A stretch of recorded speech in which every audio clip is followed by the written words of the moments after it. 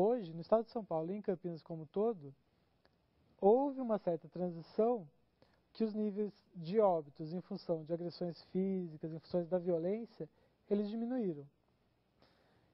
Isso não significa que eles não são preocupantes.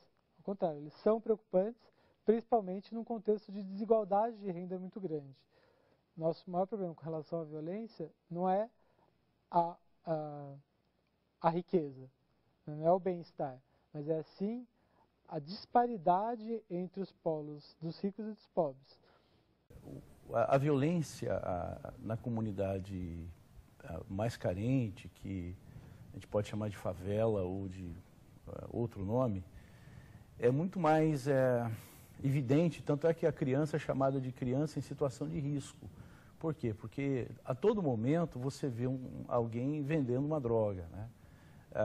Uma criança que cresce na favela, é muito comum essa criança ver uma pessoa assassinada, sangue no chão, uma pessoa conhecida morta, e a causa disso, na maioria das vezes, é o tráfico, é a droga que causa isso. A questão da segurança pública não é só a polícia. É como eu já te disse, é toda a comunidade. A comunidade tem que colaborar nessa questão. Tem o lado social, né? Tem o lado da educação, a família. Então, vem lá de baixo. A polícia ela entra depois num aspecto assim, se a gente fosse colocar em camadas, a gente fala em segurança primária, secundária e terciária. Primeiro nós temos que tratar o ambiente, nosso ambiente, que é a nossa cidade, né? As condições sociais, educação, etc. Tem que tratar essas questões primeiro. Então, toda a sociedade tem a responsabilidade pela segurança.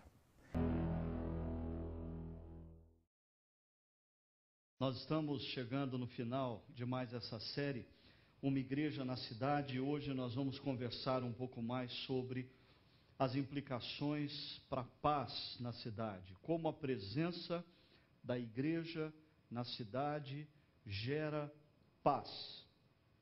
Como você pôde ver nos depoimentos, esse conceito de paz, quando você vê ele meramente como sinônimo da violência, você vai ter algumas dificuldades, porque para você conter a violência na cidade, você precisa de muito mais do que segurança. Você precisa agir em muitas outras frentes. E assim também, quando nós pegamos o conceito paz, nós precisamos perceber que o que a Bíblia nos fala sobre paz é muito diferente do que a grande parte das pessoas concebem o que é paz. O primeiro conceito que normalmente vem à mente de muitas pessoas, quando nós falamos de paz, é de paz interior. Essa paz, assim, ela é uma paz zen, né? É uma paz que você adquire fazendo meditações orientais e procurando acalmar o seu ser. E esse tipo de paz zen, ela tem como consequência essa tendência alienante. Não importa muito o que está acontecendo ao redor. O que importa é que eu estou em paz. O mundo ao meu redor pode estar caótico, mas eu estou em paz. A cidade à minha volta pode estar rodeada de problemas, mas eu estou em paz. Existe um outro conceito de paz, um pouquinho mais abrangente. É o que nós falamos de paz social. Quando nós associamos paz com intervalo entre conflitos. Né? Uma família que vive conflitos com os filhos, entre o casal, de repente passa por um momento que não existe conflito e você pergunta, como que vocês estão? A pessoa diz, nós estamos agora em paz. O que é paz? É um interregno entre conflitos. É o tempo entre um conflito e o próximo conflito. Esse conceito de paz social, ele trabalha com essas ideias de ausência de conflito, de segurança, de bem-estar, é um pouco mais abrangente do que paz interior, mas ainda não é o conceito bíblico de paz. Quando nós olhamos para a Bíblia, uma palavra muito usada, especialmente no Antigo Testamento, por ser uma palavra hebraica, é a palavra shalom. e ela é traduzida muitas vezes no Antigo Testamento por paz, mas também às vezes ela é traduzida por prosperidade, às vezes ela é traduzida por saúde, às vezes ela é traduzida por bem-estar. Então, o conceito de shalom, o pastor Jonathan trabalhou um pouco isso com a gente no primeiro sermão dessa série. Ele nos mostrou que o conceito shalom, a paz de Deus, é muito mais abrangente do que essa paz esotérica, essa paz zen, que só pensa no interior em detrimento do exterior. O shalom, a paz de Deus, envolve justiça, envolve segurança, envolve dignidade, envolve igualdade, envolve prosperidade, envolve harmonia, envolve bem-estar.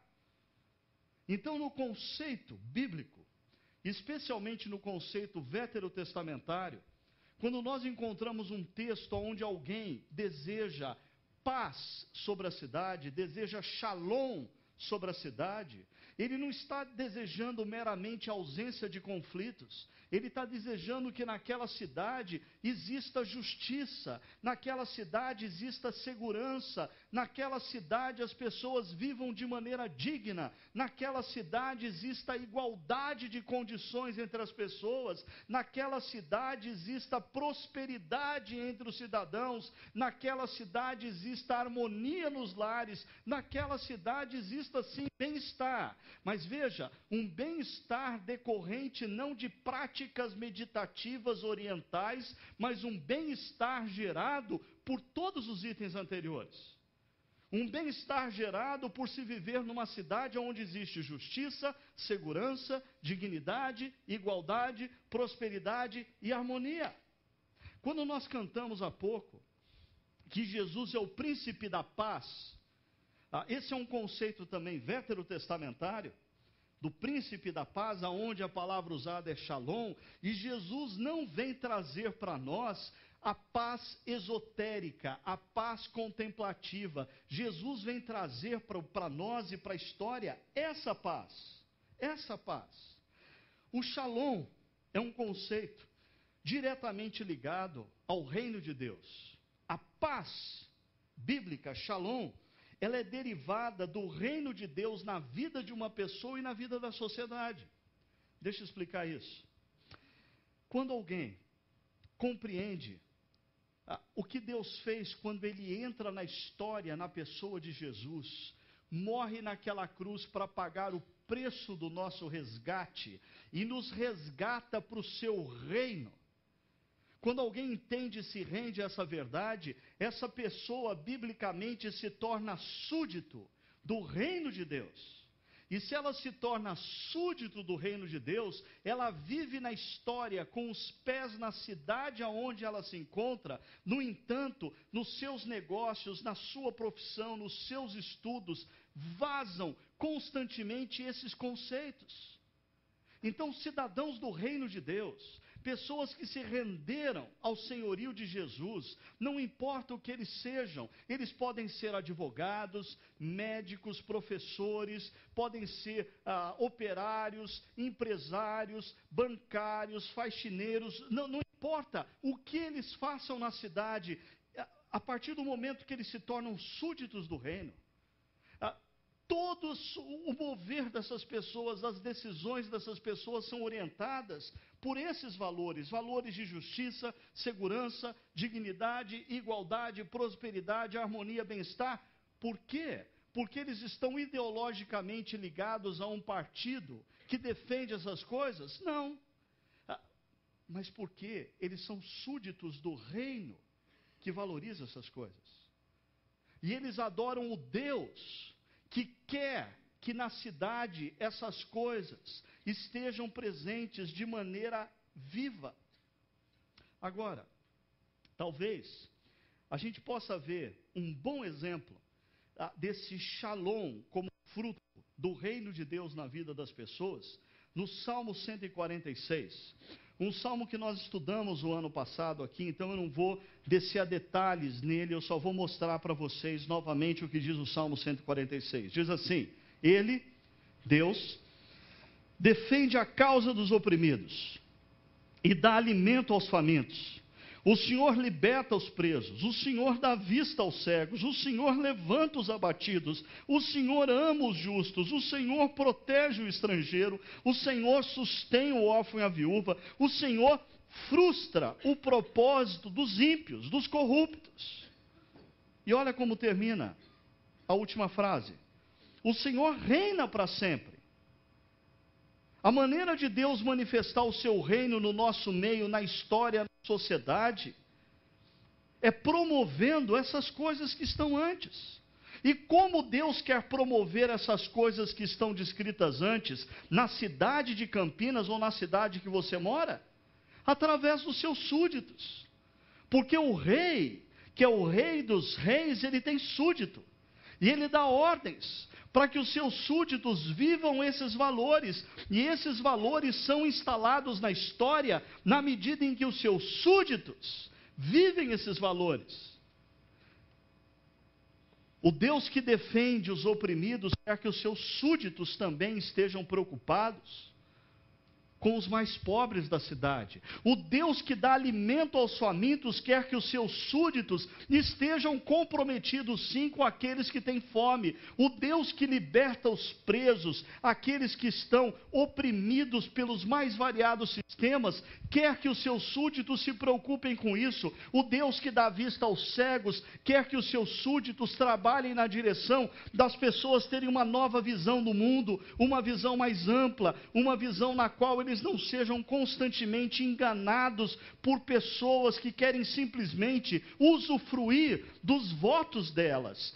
O Senhor que levanta os abatidos quer súditos preocupados sim em encorajar aqueles que enfrentaram dificuldades e derrotas nos últimos tempos. O Senhor que ama os justos quer que os seus súditos valorizem aqueles que são justos. Mas a penúltima frase: o Senhor que frustra o propósito dos ímpios quer que os seus súditos estejam comprometidos a também frustrar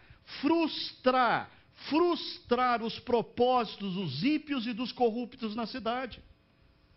Em outras palavras, não participar do esquema deles.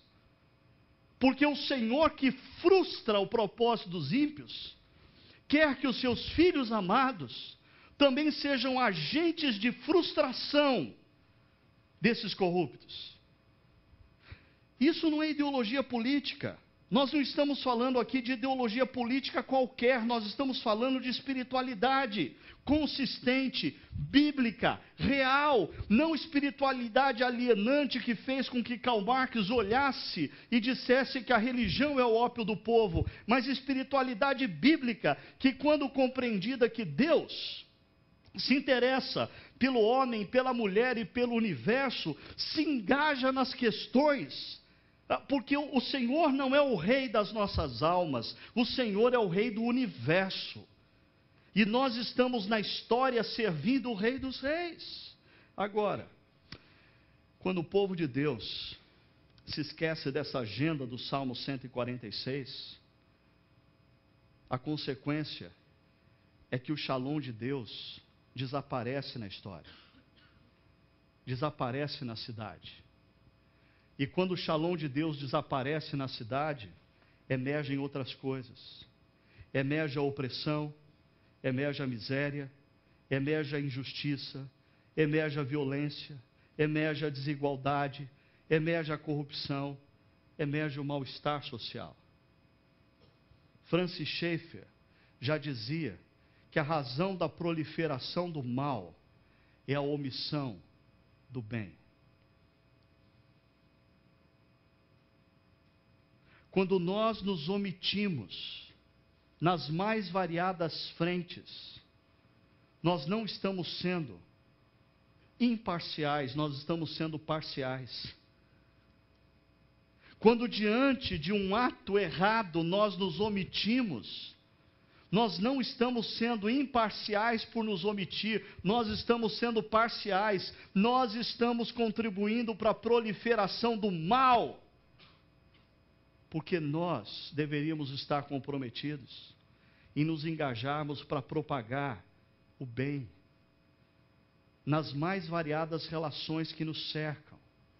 desde aquelas mais básicas na nossa relação com aquela pessoa que trabalha dentro da nossa casa, que aquela relação fosse justa, fosse amorosa, fosse capacitadora, até a nossa relação com aqueles que trabalham conosco nas mais variadas empresas, relações justas, relações capacitadoras, relações amorosas. Em todas as nossas relações nós deveríamos estar preocupados com aquela agenda, que é a agenda do reino de Deus. Porque quando nós nos desconectamos dessa agenda, o shalom de Deus se dissipa na cidade. E quando o shalom de Deus se dissipa na cidade, todas essas coisas ruins emergem na cidade. Qual o nosso papel? Semana passada eu comecei a reflexão dizendo que eu queria que vocês saíssem daqui no último domingo comprometidos em serem ecologicamente corretos. Mas não porque isso é legal, não porque isso está na moda. Eu disse que eu queria que vocês saíssem daqui comprometidos em serem ecologicamente corretos, porque isso é bíblico, porque teologicamente Deus quer isso. Hoje, eu queria, o meu desejo é que você saia daqui hoje engajado em valores que como cidadãos nós vamos transformar o mundo em que nós vivemos. Mas não porque isso está atrelado a qualquer discurso político, e sim porque isso é bíblico. É o que Deus espera dos seus súditos numa cidade como a nossa. Eu queria sugerir para vocês que existe sim um estreito vínculo entre exercício da espiritualidade, estar na cidade e a promoção do shalom de Deus na cidade. Existe, porque o problema é que não são só as práticas orientais que levam a uma espiritualidade alienante. Tem muito evangélico, tem muito gospel, tem muito crente que vive uma espiritualidade altamente alienante. Ele passa a maior parte do tempo adorando a Deus com os olhos fechados, orando com os olhos fechados, e ele passa a semana toda com os olhos fechados. Ele não consegue enxergar o que está acontecendo e nem muito menos perceber que o que está acontecendo à sua volta tem a ver com uma agenda de Deus para a sua vida, uma agenda de Deus para a nossa história. E viver a espiritualidade na cidade é um desafio imensamente maior do que viver a espiritualidade no campo. Eu poderia passar a noite dando exemplos aqui. O homem do campo prepara a terra e depois que semeia, ele não tem mais nada o que fazer a não ser orar, dizendo: Deus, manda chuva. E quando a chuva cai, ele pega e agradece dizendo: Deus, muito obrigado pela chuva. O homem da cidade, ele não depende diretamente dessa ação cuidadora de Deus. É difícil para o homem da cidade orar pela manhã dizendo: o pão nosso de cada dia nos dá hoje. Por quê? Inconscientemente, o pão não nos é dado diretamente por Deus, o pão nos é dado pela padaria e pelo nosso dinheiro que vamos lá e nós pagamos, e se nós quisermos, nós podemos comprar pães para muitos meses. E isso vai gerando em nós uma desconexão da dependência com Deus Criador. Mas existem muitas outras coisas que complicam a nossa espiritualidade na cidade. A cidade é um espaço dispersivo. A cidade é um espaço de muitas demandas. Você sai pela manhã e o rádio do teu carro está chamando a sua atenção, o outdoor está chamando a sua atenção, o sinal do tráfego está chamando a sua atenção, a buzina do carro atrás de você está chamando a sua atenção, o seu celular tocando está chamando a sua atenção. É muito difícil ouvir Deus na cidade. Eu tive uma experiência, agora, há 2 semanas atrás, quando estive no Chile, no deserto do Atacama. Eu pedi para que uma pessoa que estava me acompanhando me levasse no final de tarde para algum canto do meio do deserto. E nós pegamos o carro e saímos pela estrada. E quando chegamos num lugar suficientemente afastado, Eu disse, para o carro aqui, e agora daqui eu vou andando. Ele falou, mas cuidado, você vai se perder aí e já já vai escurecer. Eu falei assim, não se preocupe, ok? A hora que escurecer, você liga o farol do carro, eu acho aonde você está. E saí caminhando. E quando eu cheguei num lugar onde eu não conseguia mais visualizar nem mesmo o carro no horizonte, eu parei para orar. E eu gastei ali, talvez umas 2 horas, orando. E uma coisa que eu descobri do deserto, que eu não sabia, e eu não imaginava, é que no deserto você experimenta um silêncio absoluto. No deserto não existe barulho algum. Não existe ave, não existe folhas em árvores, não existe barulho qualquer. Você experimenta um silêncio absoluto. E na medida em que você experimenta daquele silêncio, 2 coisas você descobre. A primeira é quão barulhenta está a sua alma. Porque apesar de você estar num lugar em silêncio absoluto, dentro de você ainda está em ebulição. Mas na medida em que você deixa se tomar por aquele silêncio, você experimenta o que é poder ouvir a voz de Deus no coração. Não existe dispersão. Não existem demandas. Nem a paisagem do deserto gera distração. É tudo igual, para todos os lados. E essa experiência fez eu refletir no seguinte: se eu fiquei ali umas 2 horas sozinho, e cheguei à conclusão que naquele silêncio, dissipado todo o barulho e o caos interior, é muito mais fácil ouvir a Deus. Eu fiquei imaginando os homens no passado, ou mesmo Jesus, 40 dias no deserto. Aí dá para ouvir a Deus. Aí dá para ouvir a Deus. É por isso que nas histórias bíblicas, pessoas não se perdem no deserto, elas se perdem na cidade. Por exemplo, Davi, quando foi perseguido por Saul durante 8 anos, ele viveu no deserto. Sabe o que nós temos de Davi desse período? Os salmos. Tamanha era a intimidade de Davi com Deus, que os salmos foram gerados no deserto. Agora, quando Davi vai para a cidade, vai habitar no palácio e tem o poder político e econômico nas suas mãos, o que acontece? Ele se perde. Porque a cidade é lugar de muitas demandas, de muitas pressões, de muitas vozes. E se torna muitas vezes difícil a gente ouvir Deus. Só abrindo aqui um parênteses. Assim também é com a nossa vida.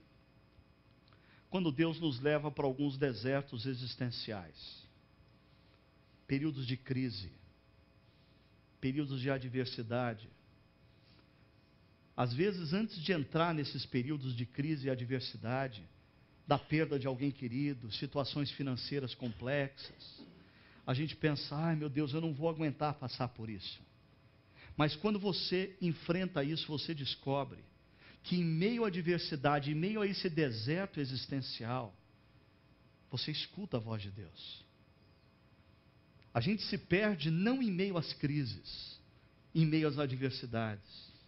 É muito mais fácil a gente se perder em período de prosperidade do que em período de adversidade.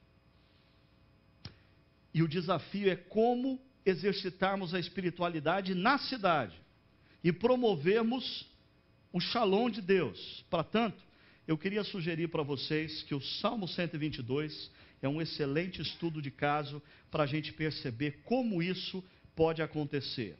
Veja só, acompanhe a leitura do Salmo 122. Alegrei-me com os que me disseram, vamos à casa do Senhor.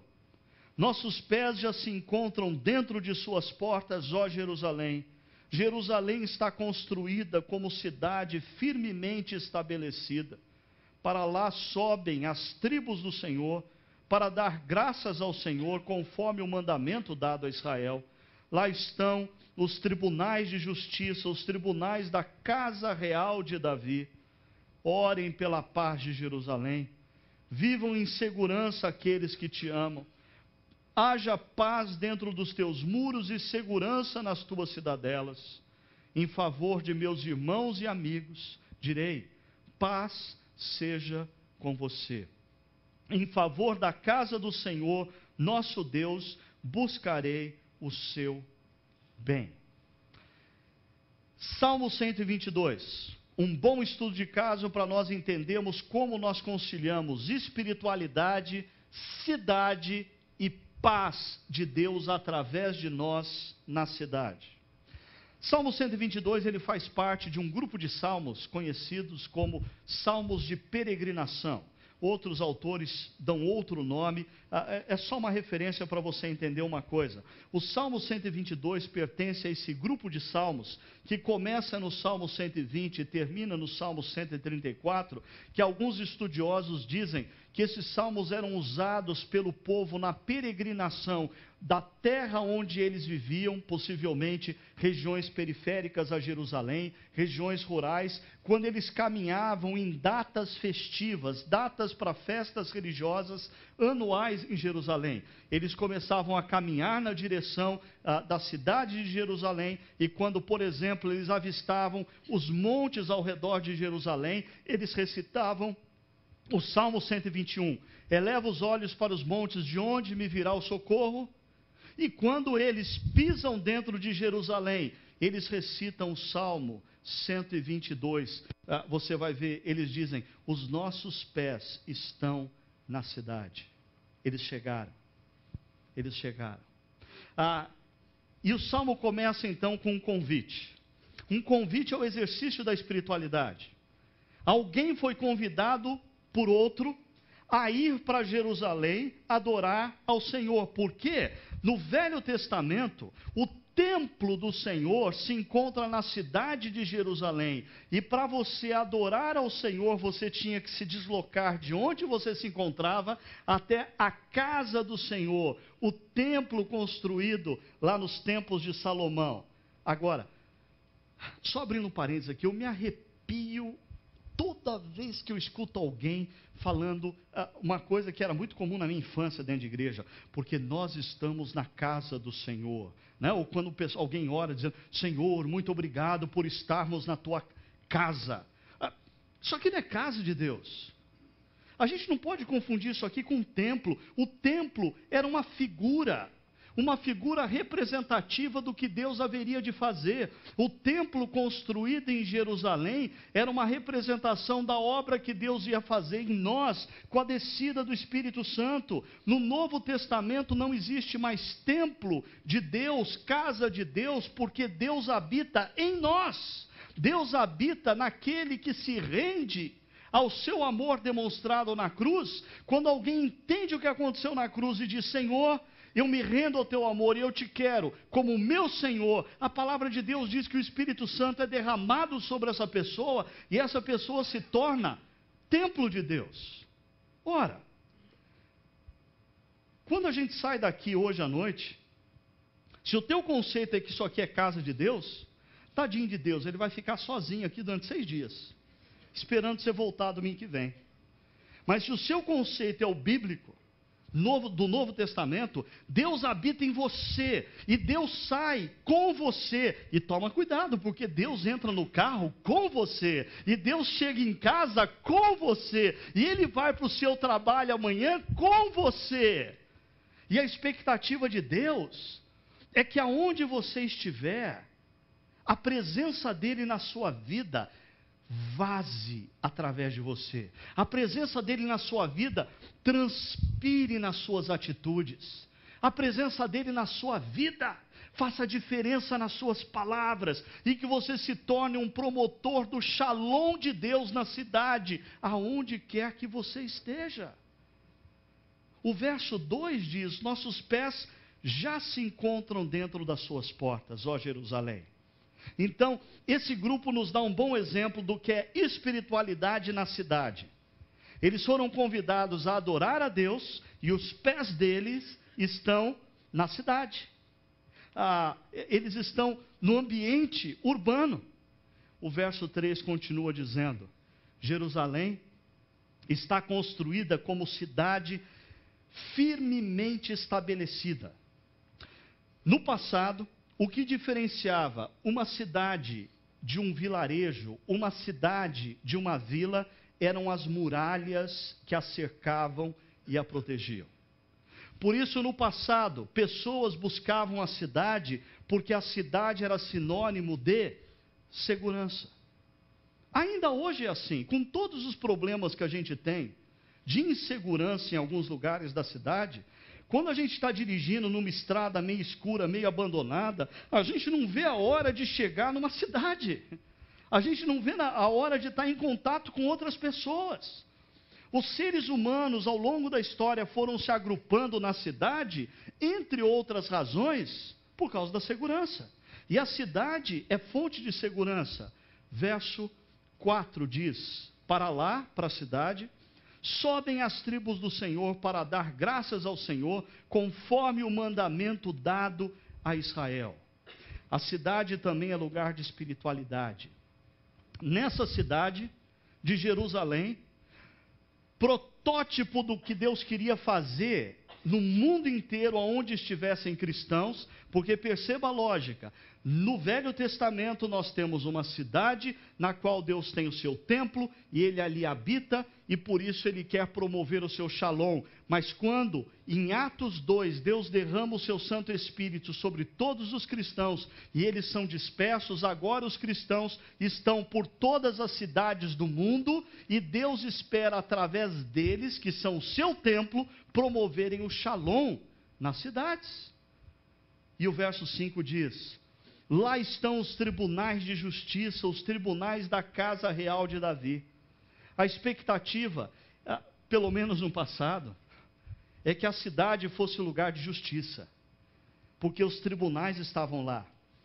Os juízes habitavam nas cidades, e quando eu tinha uma causa no campo, eu me dirigia à cidade para que o juiz resolvesse a minha causa. E a cidade se tornaria então espaço de segurança, de justiça, mas perceba, o centro disso é a espiritualidade. Esse é o shalom que Deus quer promover na cidade. Esse é o shalom que emana da espiritualidade na cidade. Quando homens e mulheres se rendem a Deus, como seu Senhor, como Deus Criador, como Deus Redentor, e assumem que a missão que eles têm em vida e na história é viverem na maior intensidade possível a agenda do reino do Deus Criador e Redentor, eles promovem transformação na cidade. A cidade vai se tornar gradativamente mais segura e mais justa. Por quê? Porque pessoas estão se rendendo a Deus como Criador e Redentor. Para um pouquinho aqui. Todas as leis que são criadas, elas são estabelecidas para tentar conter a violência.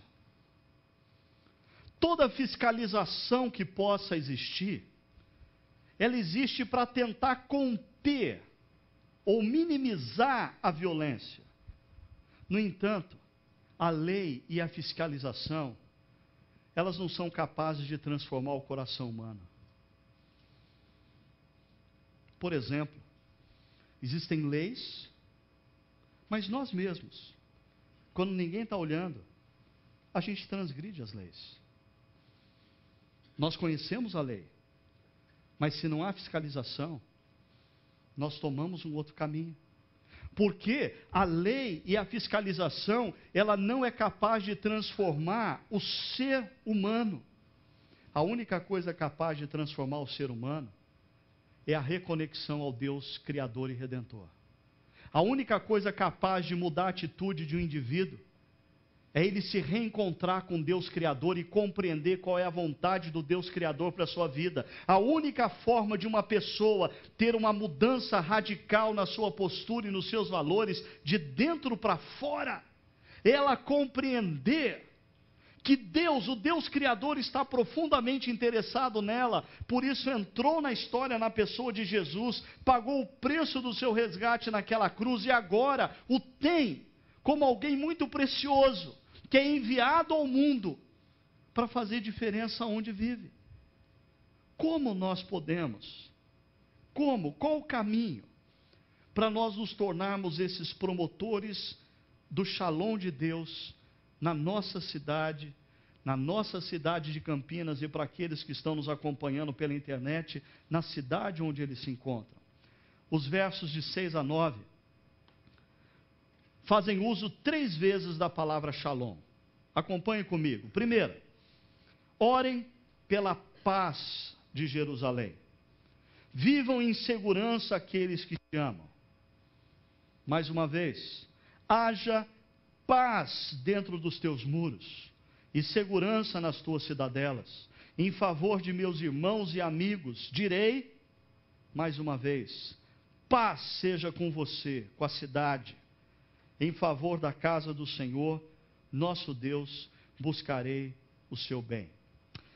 Se a gente quisesse traduzir esses versos finais numa linguagem contemporânea, contextualizada, nós poderíamos ler assim: orem pela paz da cidade de Campinas. Vivam em segurança aqueles que amam a cidade. Haja paz no perímetro urbano de Campinas, assim também como em toda a região metropolitana da cidade. Que isso aconteça, que a paz esteja na cidade, porque eu amo os meus amigos e vizinhos. Que a paz esteja na cidade, porque eu amo o meu Senhor, o Criador dos céus e da terra, que deseja a paz sobre a cidade. Aqui nós temos 3 dicas. A primeira delas, oração. Como igreja, nós devemos orar pela nossa cidade. Como igreja, nós devemos parar de assistir o telejornal no momento de entretenimento ou como um momento de descanso. Não tem mais nada que fazer, então deixa eu ligar o jornal e ficar ouvindo acerca da violência, ficar ouvindo acerca da corrupção, ficar ouvindo acerca do mau uso do dinheiro público, do descaso das autoridades para com o pobre, para com o órfão, para com a viúva, para com o imigrante. E nós precisamos transformar tudo isso numa agenda de oração. Nós devemos aprender a assistir o telejornal orando, pedindo: Deus abençoa essa família que foi vítima dessa violência. Deus, levanta alguém que faça diferença nessa região. Senhor, nos dê uma liderança política que realmente se interesse pela justiça, pela segurança da cidade. Senhor, levanta cristãos que se mobilizem para ajudar aqueles que esperam do governo o que o governo não vai fazer por eles. A gente precisa aprender a ler o jornal em oração. E esse negócio funciona. Esse negócio funciona. O grande problema é que muitas vezes, quando a gente ora, a gente se transforma na resposta da nossa própria oração. E aí a coisa pega. Deixa eu explicar isso. Primeiro, contando um exemplo. Algum tempo atrás, era um sábado, e eu folhava o jornal em casa, e eu me deparei com uma notícia que me chamou a atenção. Um helicóptero havia caído, quando ainda tentava uma posição de voo, na região do Alphaville. E com aquela queda, 2 jovens faleceram. Um de 19 anos, outro de 24 anos. Eu não sei porquê, mas o meu coração se conectou com aquela reportagem. E eu talvez pensei: meu Deus, nunca foi, nunca vai ser natural um pai enterrar um filho. E como fica esse pai que perdeu 2 filhos no mesmo dia? A reportagem dizia que os pais estavam esperando por esses filhos no litoral paulista. Eu fiquei imaginando, e quando a notícia chegou para esse pai, para essa mãe? Eu disse, Deus, abençoa essa família de alguma forma. Deus, coloca alguém para fazer diferença na vida dessa família. Isso foi um sábado. Na terça-feira, passou uma pessoa pelo meu escritório que frequentava a nossa comunidade, nem membro da nossa comunidade era, e pediu para falar comigo, e ele entrou no meu escritório, e ele disse, pastor, eu vim aqui pedir ajuda. Ok, eu estou aqui para isso. Ele disse, eu preciso que o senhor me dê algumas palavras, porque eu vou visitar um meu cunhado agora, e ele está precisando de palavras, palavras de Deus, palavras de paz, palavras de conforto, de encorajamento. E eu disse, mas o que aconteceu com o seu cunhado? Ele disse, no último final de semana ele perdeu 2 filhos num acidente de helicóptero. E de repente eu estava ali, diante de mim, com a resposta da minha oração. O grande perigo da oração é que Deus responde. Quando você começa a olhar para regiões da cidade e começa a se compadecer de pessoas que vivem nessas regiões, quando você começa a ouvir informações da cidade e começa a interceder dizendo, Deus, faz uma obra na minha cidade, não poucas vezes, você se tornará a resposta da sua própria oração. É assim que Deus gosta de trabalhar. Uma segunda coisa é ação. Porque se na primeira frase se fala de oração, agora nessa frase se fala de ação. Haja paz dentro dos teus muros. Que a paz se consolide dentro dos muros da cidade. Agora, por favor, lembre-se que a gente está falando daquela paz abrangente, daquela paz que envolve justiça, que envolve igualdade, que envolve prosperidade, que envolve oportunidade. Haja paz. Essa paz nós oramos para que Deus traga sobre a cidade e Deus nos envia como resposta da nossa oração para promovermos a paz na cidade. É assim que, por exemplo, cristãos saem na direção de pessoas que sofrem pela ausência de paz, para servir essas pessoas na cidade. Homens e mulheres comprometidos com o amor a Deus e ao próximo, se engajam nas mais variadas ONGs da cidade para servir o próximo.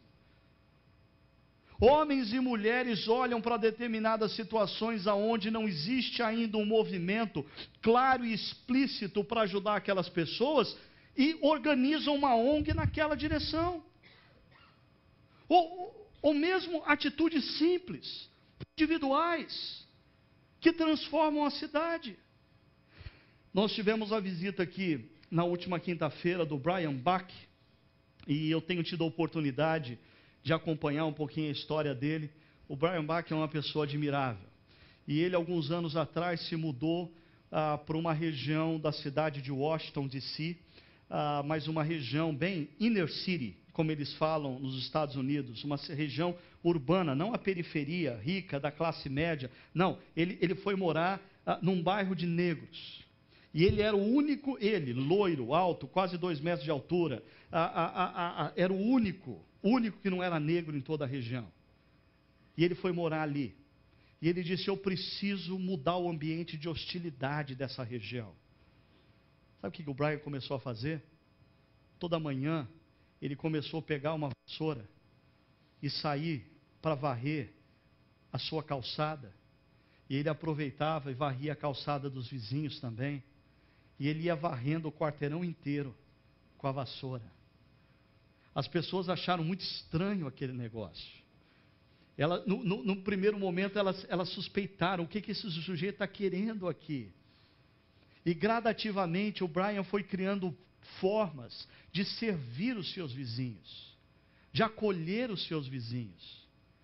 Isso ele começou a me contar talvez uns 6 anos atrás, 5 anos atrás, e dessa vez quando eu perguntava como é que ele estava, ele disse, olha, o ano anterior foi muito difícil, eu passei por problemas de saúde, a minha esposa passou por problemas de saúde. Eu falei, como que vocês fizeram? Ele falou assim, olha, os nossos vizinhos nos serviram de uma maneira altamente amorosa. Nós vivemos uma realidade hoje na nossa vizinhança, na qual ele dizia, todos os vizinhos têm a chave da casa dele, e ele tem a chave da casa de todos os vizinhos. Eles se cuidam, eles zelam um pelo outro. Ninguém faz aniversário sem todos festejarem. Mas isso aconteceu porque uma pessoa que segue a Jesus decidiu, através de uma pequena atitude, mudar um quarteirão na cidade. Um quarteirão na cidade. Existe uma pessoa que tem frequentado a nossa comunidade, que algum tempo atrás começou uma ONG destinada a pintar casas em regiões carentes da cidade. O trabalho dele é com pintura de casa, ele tem todo o equipamento para pintura de casa, ele queria servir a Deus, demonstrando o amor dele a Deus, àqueles que sofrem, e ele chegou à conclusão que ele poderia pintar a casa de pessoas em regiões periféricas da nossa cidade. E ele começou a entrar em vizinhanças e pedir autorização, e se juntar com outras pessoas, e juntar outros grupos, e ir lá e pintar as casas de pessoas que moram em condições muitas vezes subhumanas. Mas existe estatísticas que demonstram uma estreita relação entre a beleza, a estética de uma região e os índices de violência daquela região. Na medida em que você começa a pintar a casa, começa a pintar a calçada, e começa a cuidar dos jardins, e começa a incentivar as pessoas a zelarem pelo canto que elas vivem, interessante, a postura delas para com aquela região começa a mudar. Gente fazendo diferença. Agora, entenda uma coisa, muitas vezes, eu pelo menos fui criado dentro de uma estrutura, em que a gente, ou eu mesmo, escondia a minha omissão por detrás da instituição. Porque eu dizia assim, a igreja não faz nada, a igreja não apoia, a igreja não mobiliza. A pergunta é, o que é igreja? Isso aqui? Quando nós terminarmos a nossa reunião e vocês saírem, a igreja saiu. Quando vocês se dispersarem por essa cidade, a igreja se dispersou. Amanhã pela manhã, a igreja está em vários pontos da cidade. E a igreja faz diferença na cidade, não através do seu CNPJ como instituição, mas a igreja faz diferença na cidade quando homens e mulheres que encarnam a missão de serem igreja na cidade, fazem diferença onde se encontram. E qual a razão disso? Amor. Amor a Deus acima de todas as coisas e ao próximo como a nós mesmos. Olha que interessante. A frase que eu destaquei é uma declaração. Direi, paz seja com você, paz seja com a cidade. O salmista está dizendo, eu desejo a paz, o shalom de Deus na cidade. O shalom de Deus na prefeitura, o shalom de Deus na delegacia, o shalom de Deus na escola pública, o shalom de Deus na universidade, o shalom de Deus nas grandes empresas. Eu desejo isso. Por que ele deseja isso? Acompanha comigo a frase anterior. Diz, em favor de meus irmãos e amigos. Em outras palavras, o que o move a desejar isso é o amor ao próximo. Mas mais interessante ainda, perceba a frase seguinte. Ele diz, em favor da casa do Senhor, o nosso Deus. Ele deseja o shalom sobre a cidade, porque ele ama o Deus Criador e Redentor, que quer a cidade debaixo do seu shalom.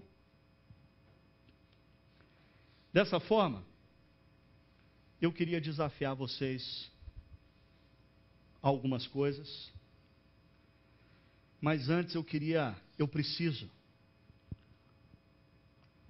mostrar para vocês um ponto muito específico da violência brasileira. Existem muitas frentes, e eu quero que você saia daqui disposto hoje a se engajar em ser promotor desse shalom na cidade, nas mais variadas frentes.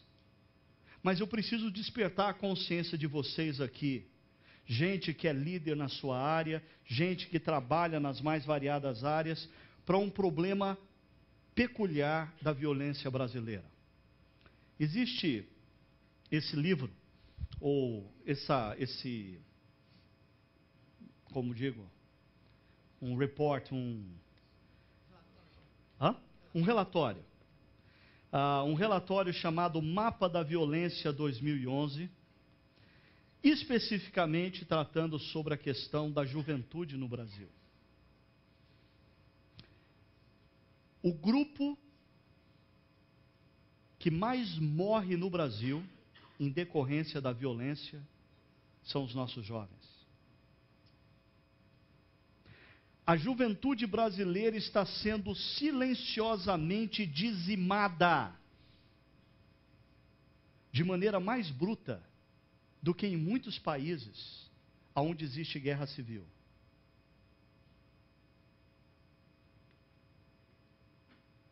Nos últimos 10 anos, morreram mais jovens brasileiros nas ruas das nossas cidades do que jovens norte-americanos na guerra ou nas guerras do Golfo.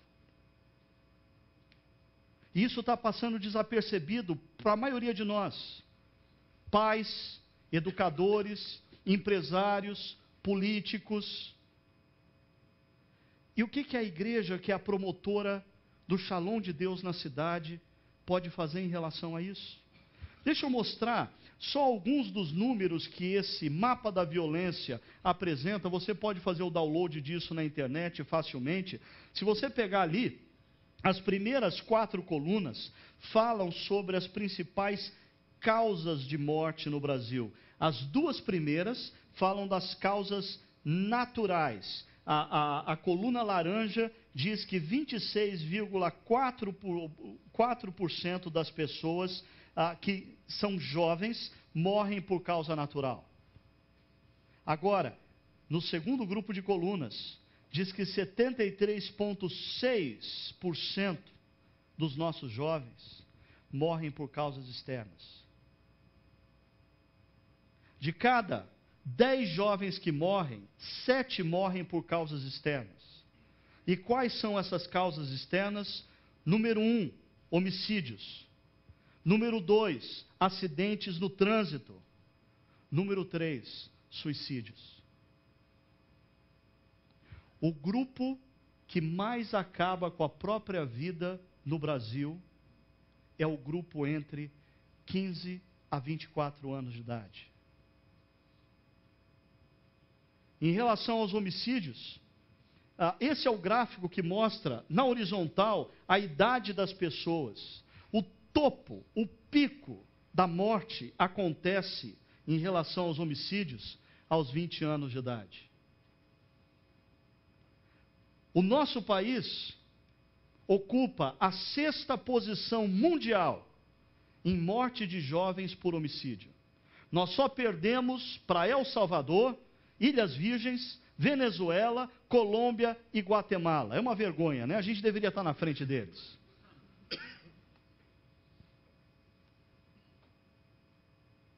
Você, jovem, sabia disso? Você, pai, sabia disso? Eu conversava com um educador hoje pela manhã e ele dizia que no último ano, nos últimos anos, ele perde normalmente em média 2 alunos que ele está lecionando. A gente tem alguma percepção de que alguma coisa está acontecendo. Mas quando a gente vê números assim, consistentes, é assustador. Isso está relacionado com inúmeras coisas, como falta de projetos de incentivo à educação, ao esporte e às artes. Quando você olha mundo afora, eu acredito que a melhor forma de você tirar jovens da criminalidade, das drogas, é desde pequeno você poder oferecer para eles educação, esporte e artes, mas isso falta.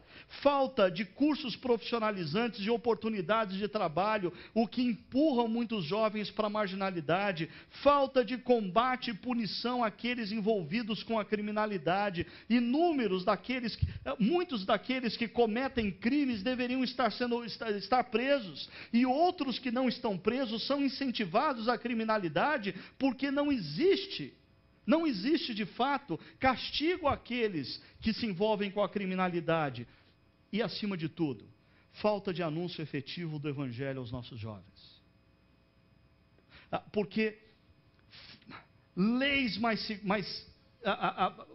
firmes, projetos assistenciais podem ajudar, sim, mas a única coisa que pode transformar os nossos jovens de dentro para fora é eles compreenderem o Evangelho. Nós precisamos plantar igrejas nas regiões periféricas da nossa cidade, aonde existe o grande número de jovens que morrem vítima da violência.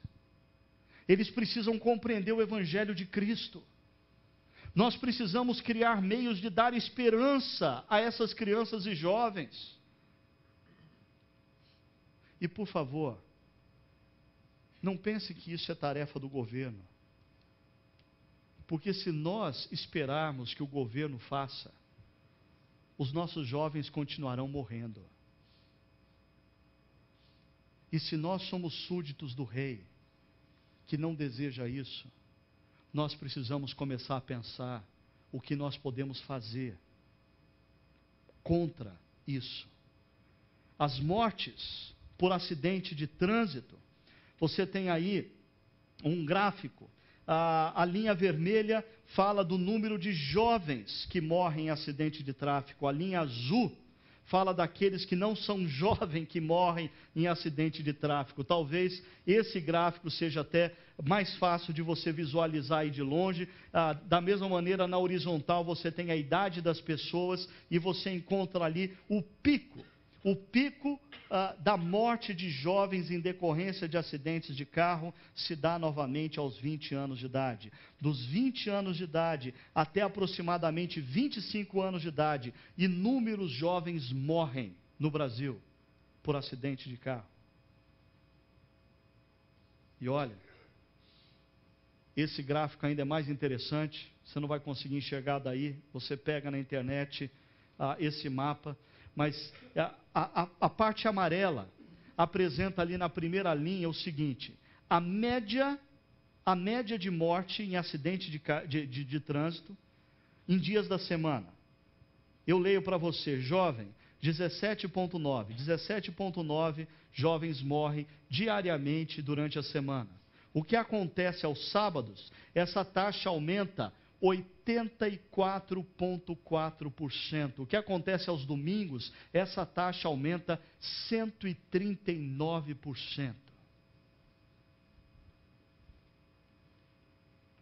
Quem aqui não conhece uma história na nossa cidade de pessoas que perderam seus filhos na madrugada de sábado para domingo, voltando das baladas? Isso está relacionado com utilização de drogas e bebidas, isso está relacionado com falta de fiscalização e cumprimento efetivo da lei, isso está relacionado à ausência de uma relação assertiva entre pais e filhos. Mas também isso está relacionado à falta de anúncio efetivo do Evangelho a esses jovens. Porque eles estão procurando na balada o que só Jesus pode oferecer. Eles estão procurando no álcool e na droga o que só uma relação efetiva com Deus Criador pode dar. Eles estão procurando esperança onde não há. E por fim, as estatísticas de suicídio. Aí também na linha horizontal você tem as idades. A linha azul são os dados de 1998. Depois você tem uma linha vermelha, bem fraquinha, que são os dados de 2003. E aí a linha verde são os dados de 2008. Caiu, mas ainda hoje, o grupo que mais tira a própria vida é o grupo de 15 a 24 anos de idade no Brasil.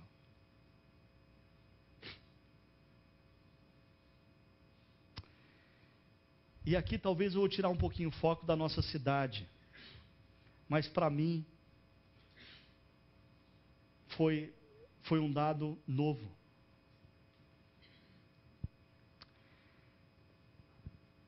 Os lugares onde mais acontecem suicídios no nosso país, hoje, é na região norte e nordeste,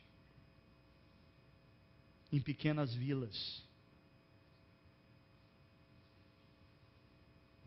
Eu não sou um especialista no assunto, mas refletindo sobre isso eu pensei, o sujeito era feliz com o que ele tinha.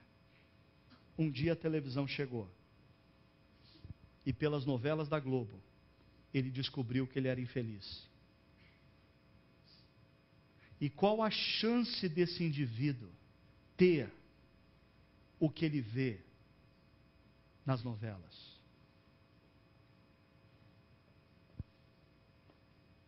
Assim, isso tem relação com o desespero, com a ausência de sentido na vida e, mais uma vez, falta de anúncio efetivo do Evangelho aos nossos jovens.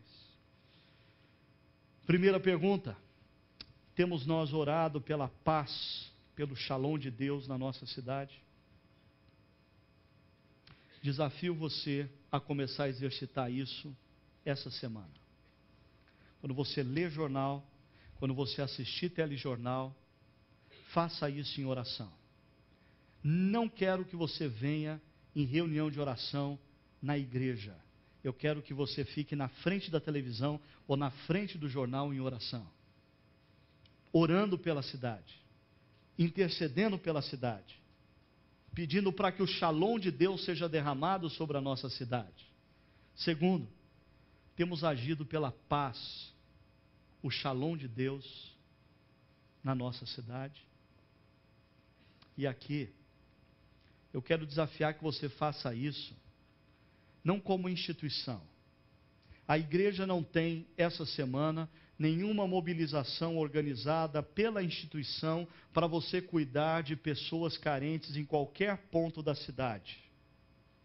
O que eu quero é que você, como cidadão do reino, passe a olhar para essa agenda e se envolver como cidadão da cidade que tem um compromisso com o reino de Deus. Por quê? Por amor aos seus amigos e vizinhos, por amor ao Deus que deseja o shalom sobre a nossa cidade.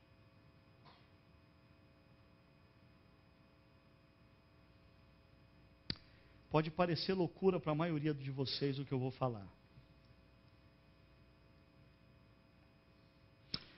A nossa cidade, Campinas,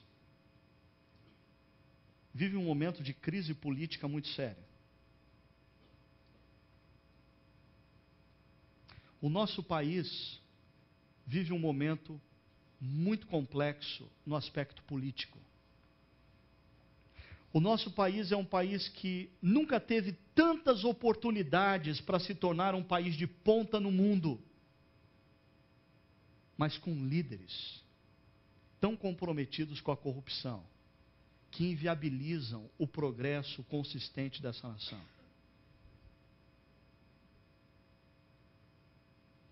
Eu não tenho solução prática para resolver o problema na cidade, nem muito menos no país. Mas eu sei de uma coisa: se nós começarmos a orar, e se nós individualmente começarmos a fazer o que está no nosso alcance, a história vai dizer como a mudança aconteceu. Existe um ditado alemão que diz o seguinte, mais ou menos assim: em pequenos lugares, pequenas pessoas estão fazendo pequenas coisas que têm transformado a história.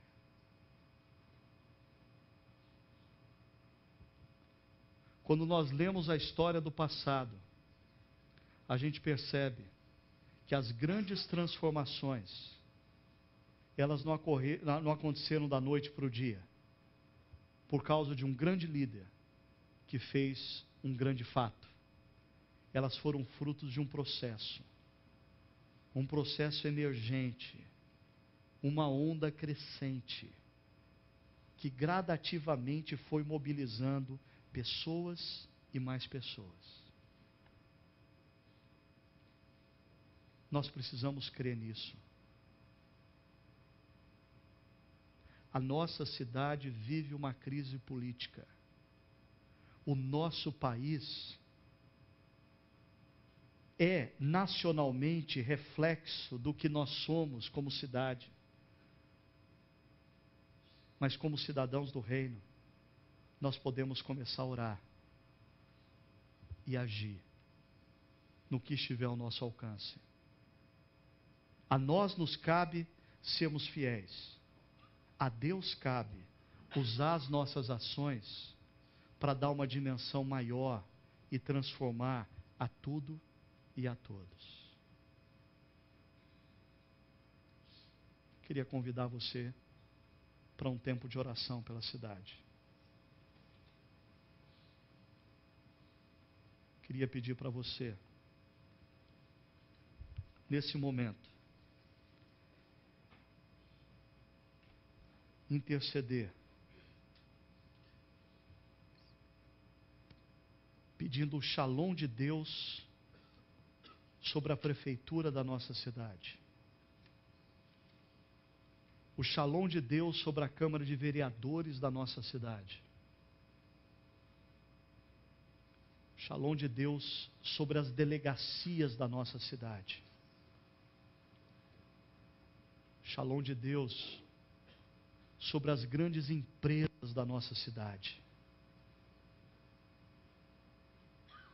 o shalom de Deus sobre as escolas públicas da nossa cidade, shalom de Deus sobre as escolas privadas da nossa cidade, sobre as universidades da nossa cidade.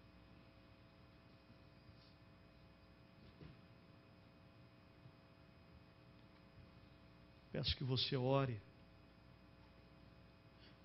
pedindo o shalom de Deus sobre os bairros da periferia da nossa cidade, sobre as favelas da nossa cidade, sobre os condomínios nobres da nossa cidade.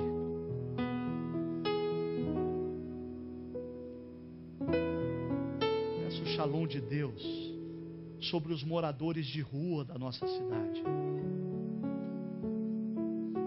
Peço o shalom de Deus pelos criminosos da nossa cidade.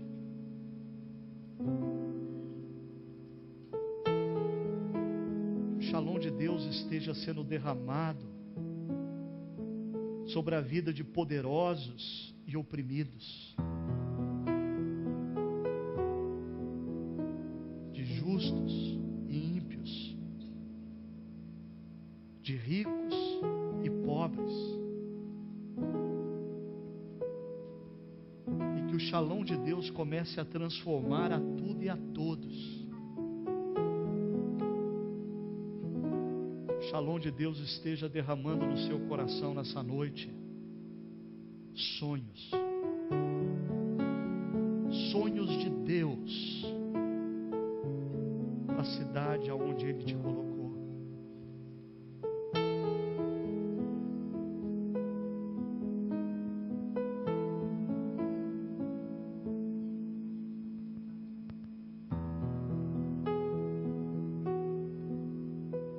Vamos pedir a paz de Deus sobre a nossa cidade.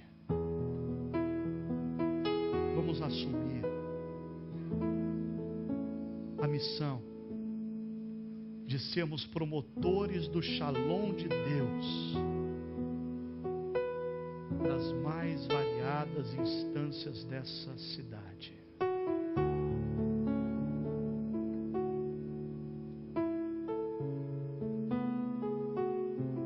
Que aqueles que resistem à palavra de Deus sejam envergonhados,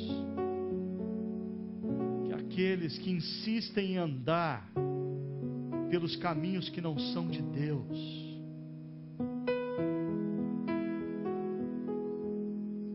sejam envergonhados pelo próprio Deus, mas que o sol da justiça brilhe sobre a nossa cidade, trazendo à luz toda boa obra feita pelos súditos do reino.